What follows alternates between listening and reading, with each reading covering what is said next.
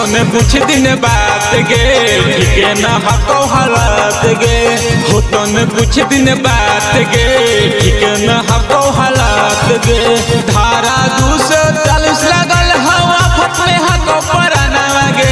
धारा 240 लगल हवा फट में हको पराना गे आगे घंटे घंटे खोजल चलो महानपुर वाला थाना गे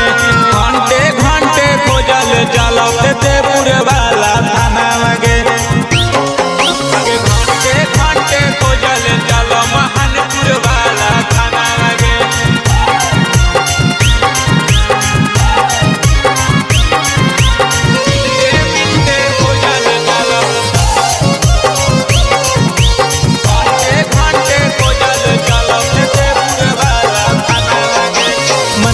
पुरकौन लालसा गे लालसा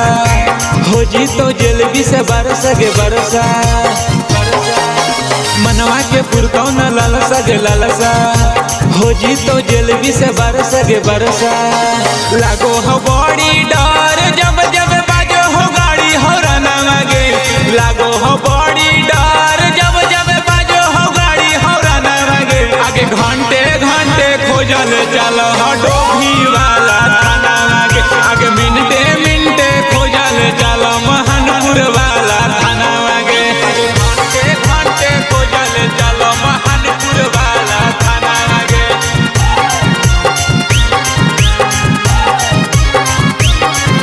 मिनटे खोजल चलो घंटे घंटे खोजल चलो तेतेपुर वाला थाना गे पड़ गेलियो वैसन झमेल में कटो जवानी हमर जेल में गे जेल में पड़ गेलियो वैसन झमेल में कटो जवानी हमर जेल में गे जेल में रोहित नहीं हको